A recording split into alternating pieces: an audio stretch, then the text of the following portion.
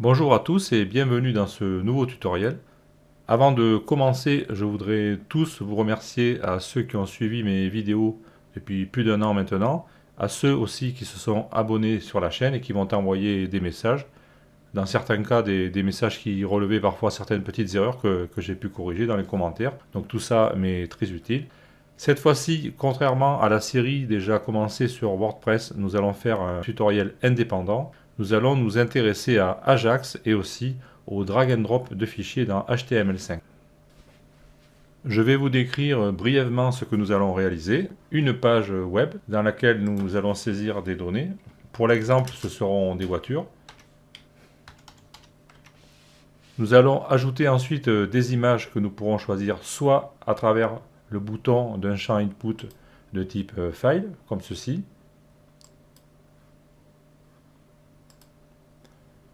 Ou alors nous pourrons glisser-déposer des fichiers à partir d'un dossier. Alors ici j'ai un dossier à côté qui est à disposition. Je peux choisir des images et je pourrais les faire glisser à l'intérieur d'une zone de drop, comme ceci.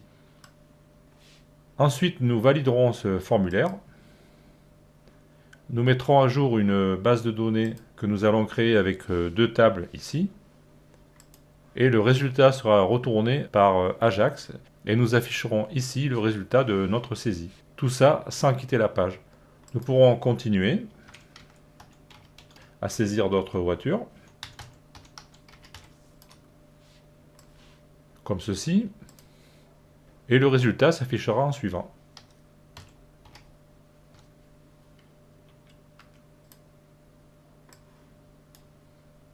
Voilà.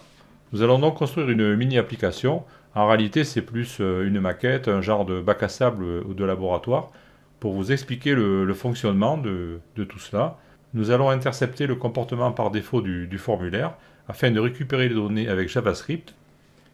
Étant donné que nous proposons deux méthodes de récupération des images, nous allons ensuite mixer les images qui pourraient être introduites par ces deux méthodes. Mais dans la plupart des cas, nous pensons que l'utilisateur choisira une seule méthode, mais nous prévoyons de récupérer les données pour les deux méthodes à la fois. Les images envoyées seront stockées dans un dossier à l'intérieur de notre application, et nous créerons aussi des vignettes grâce à une fonction que nous allons créer en PHP. Ces vignettes serviront ici à l'affichage dans la liste, pour éviter de transférer une image volumineuse depuis le serveur. Voilà en gros ce que nous allons faire et nous afficherons éventuellement des messages d'erreur ici au-dessus du bouton si nous avions un problème avec la mise à jour de la base de données ou bien lors de l'exécution du script PHP.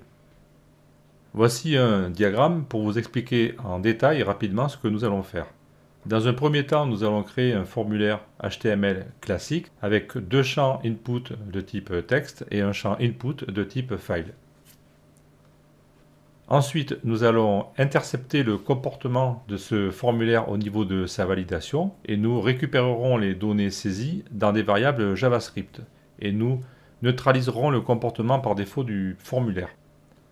Ensuite, nous allons créer une zone de drop dans notre formulaire. Nous la rajouterons à l'intérieur du formulaire, mais elle ne fera pas partie du formulaire. Le formulaire, en fait, n'aura jamais connaissance de son existence. Ensuite, nous allons écouter les événements liés aux activités de drag and drop. Et lorsque nous lâcherons un fichier sur la zone, nous allons récupérer des données concernant ce fichier et nous les rangerons dans une variable qui sera ensuite utilisée à l'intérieur de notre fonction qui s'appelle dans ce cas form_validated.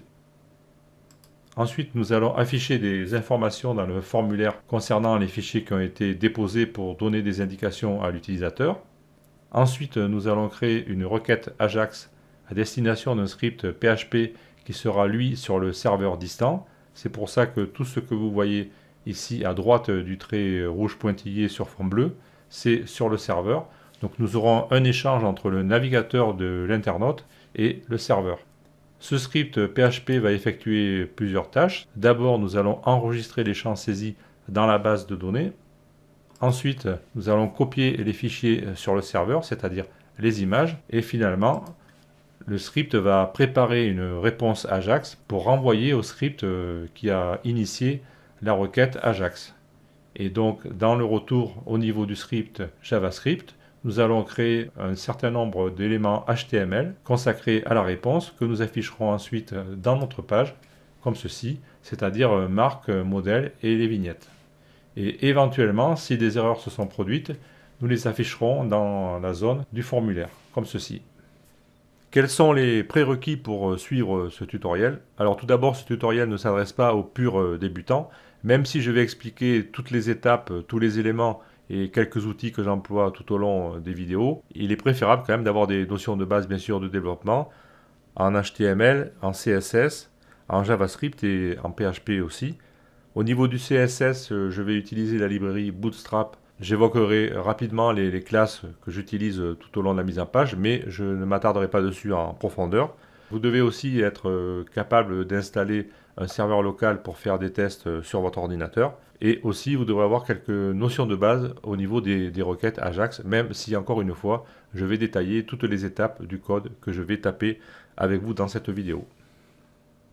Il sera aussi finalement utile de savoir créer une base de données MySQL au niveau de votre serveur local, savoir créer une table et effectuer quelques requêtes. Mais encore une fois, nous le ferons ensemble, donc vous ne serez pas perdu, enfin je l'espère. Voilà ce que nous allons réaliser dans ce tutoriel qui dure environ 4h30 et qui est divisé en 12 vidéos.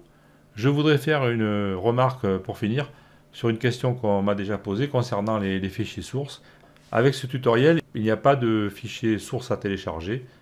Il y a plusieurs raisons à cela. D'abord, au niveau pédagogique, c'est pas très judicieux car je me suis rendu compte par expérience depuis 2002 ou 2003, des tutoriels, j'en ai vu passer des centaines, on peut dire. Et bien souvent, quand on a les fichiers, la première chose qu'on fait, c'est de les copier dans un dossier, de regarder ce que ça fait, tester l'application. Puis on se dit, ouais, bon, c'est tout ce que ça fait, c'est pas grand chose. Et après, on survole un peu le tutoriel. Alors que, en fait, même si l'application que nous allons réaliser ici est ultra simple, nous allons faire appel à des techniques différentes. Il y a des pièges à éviter, des astuces à utiliser, etc. Donc, il est vraiment utile de suivre le tutoriel pas à pas et de taper votre propre code. C'est la seule façon de vraiment progresser. C'est pour ça que je ne mets pas de fichier source à télécharger. Une autre raison que je peux invoquer aussi, c'est le fait que pour réaliser ce tutoriel, j'ai passé de nombreuses heures. C'est vraiment chronophage si on veut faire les choses proprement. Il faut corriger les vidéos, recommencer les enregistrements, effacer toutes les répétitions, les bafouillages, les bruits de bouche, etc. Donc c'est un temps énorme qui est passé. Donc ce temps, je vous l'offre gracieusement. Et donc la contrepartie, c'est que vous, de votre côté, vous passiez du temps à suivre le tutoriel pas à pas pour essayer de refaire ce que j'ai construit pour vous. Voilà, donc je vous souhaite un bon visionnage et j'espère que ce tutoriel vous apprendra certaines astuces au niveau du JavaScript, de l'Ajax et du drag and drop en HTML5. Et n'hésitez pas à mettre des commentaires dans les vidéos, je les regarde tous les jours et quand je peux, j'y réponds bien sûr, forcément. Voilà, je vous souhaite un bon visionnage et c'est parti.